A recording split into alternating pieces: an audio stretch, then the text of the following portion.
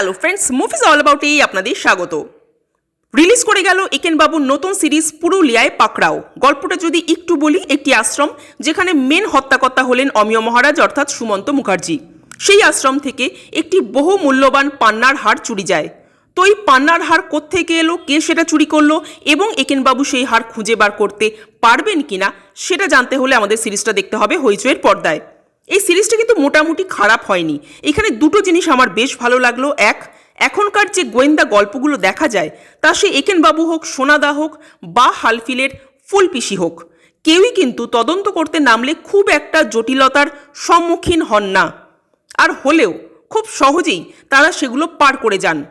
আর সবচেয়ে অদ্ভুত ব্যাপার হলো প্রমাণ যেন এই সমস্ত গোয়েন্দাদের কাছে একেবারে হেঁটে হেঁটে চলে আসে। কিন্তু একেন বাবুর এই সিজনটার ক্ষেত্রে সেরকম খুব একটা হয়নি, বরং একেন বাবুকে অনেকটাই জটিলতার সম্মুখীন হতে হয়েছে এইবার। আর দ্বিতীয় যে জিনিসটা ভালো লেগেছে তা হলো একেন বাবুর এই খাই খাই স্বভাব। এই খাই খাই স্বভাবটা একেন বাবুর চরিত্রের একটি প্রধান বৈশিষ্ট্য, কিন্তু লাস্ট কয়েকটা সিজনে বা বলা যায় মুভিতে তার এই খাবার দেখলেই হামলে পড়ার দৃশ্যগুলো বড্ড ফ্ল্যাট মনে হয়েছিল। সেই সিনগুলোর মধ্যে কোনো প্রাণ ছিল না, মনে হচ্ছিল সিনগুলো রাখতে হয় তাই রাখা, তার মধ্যে কমেডির কোনো ছোঁয়া নেই। কিন্তু এইবার সেটা হয়নি। এইবারে শালপাতা মাটন বা প্যারা নিয়ে একেন বাবুর হ্যাংলামি বেশ ভালো লেগেছে। এই সিজনে বেশ কিছু ডায়ালগ রয়েছে যেগুলো বেশ ইন্টারেস্টিং। যেমন অমিয় মহারাজের বাবা কালীপ্রসন্ন মহারাজ কিভাবে মারা গেলেন সেটা যখন এক্সপ্লেন করা হলো তখন একেন বাবুর রিপ্লাই ছিল সেদ্ধ পুরুষ, সিদ্ধ পুরুষের জায়গায় সেদ্ধ পুরুষ, যেটা কমেডির মাধ্যমে এক ধরনের খোঁচাও বটে। আমাদের চারপাশে এমন অনেক মহারাজ বা বাবা টাবারা রয়েছেন যারা বুজরুকির মাধ্যমে সাধারণ মানুষের ইমোশন নিয়ে খেলেন, আর মানুষও তাদের সেই সমস্ত ভরংবাজিতে বিশ্বাসও করে যান। তো সেই সমস্ত বুজরুকিদের জন্য সেদ্ধ পুরুষটাই যথাযথ। আরও একটা এরকম ডায়ালগ আছে যেখানে শালপাতা মাটন খেতে যাওয়ার জন্য একেন বাবু একটি দোকানে যান, কিন্তু সেই দোকানটা বন্ধ। দোকানদার জানান যে আজকে পাঁঠার সাপ্লাই নেই, তাই দোকান বন্ধ।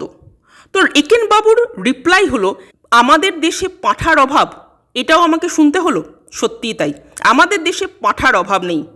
এই ডায়লগটাও কিন্তু বেশ হয়েছে, মানে বলা যায় বেস্ট ডায়লগ লেগেছে আমার। কিন্তু যদি নেগেটিভ পয়েন্টে যাই তো এমন কিছু দৃশ্যও আছে যা দেখলে মনে হবে ঘটনাগুলো সহজ করার জন্য, স্ক্রিপ্টের জটিলতা না বাড়ানোর জন্য এই ধরনের দৃশ্য রাখা। যেমন একটি লোক মুখোশ পরে কালো পোশাকে সর্বাঙ্গ ঢেকে আশ্রমের মহারাজকে বারবার অ্যাটাক করছে, অথচ মহারাজ বারবার বলছে একটি কালো ছায়ামূর্তিকে দেখতে পেয়েছি। ছায়ামূর্তি? সিরিয়াসলি ভাই, ছায়ামূর্তি আমরা তাদের বলি যাদের আমরা দূর থেকে দেখছি, জাস্ট তাদের ছায়াটা বেরিয়ে যাচ্ছে, সেটা দেখে আমরা ভয় পাচ্ছি। মানে সির্ফ অবয়বটা দেখছি, সেই মানুষটাকে আমরা চোখের সামনে দেখছি না, তাকে ফিল করছি না। সেরকম কাউকে দেখলে, সেরকম কিছু দেখলে আমরা বলতে পারি ছায়ামূর্তি। কিন্তু একটা লোক সে সমস্ত শরীর কালো পোশাকে ঢেকেছে, কালো পোশাকে ঢাকা মানেই তো ছায়ামূর্তি নয়। সে সমস্ত শরীরটা কালো পোশাকে ঢেকে অমিয় মহারাজকে বারবার অ্যাটাক করছে, তার গায়ে হাত দিয়ে তাকে মারার চেষ্টা করছে, মানে খুন করার চেষ্টা করছে। অর্থাৎ সেই মহারাজ তাকে ফিল করছেন, তাকে চোখের সামনে দেখছেন, তারপরও কি করে বলছেন ছায়ামূর্তি?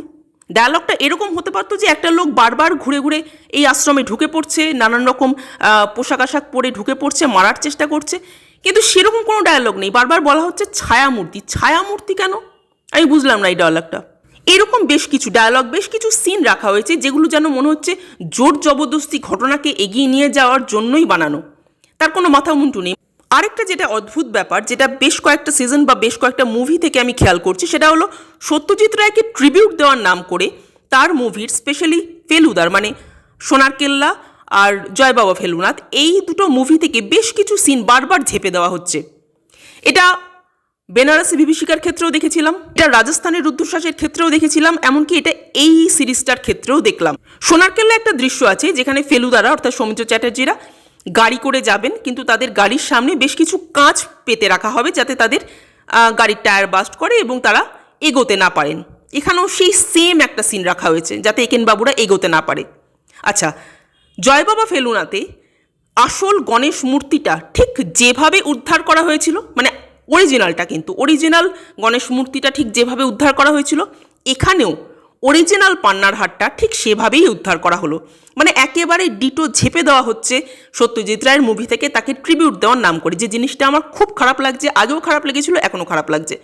আমার মনে হচ্ছে একেন বাবুর মেকারদের কাছে তেমন কোনো গল্প, তেমন কোনো স্ক্রিপ্ট, মানে নতুনত্ব কিছু আর নেই, তাই বারবার সত্যজিৎ রায়ের মুভিগুলো থেকে ঝাপাঝাপি চলছে। তো এরকম হতে থাকলে একেন বাবু আর কতদিন টিকবে জানি না।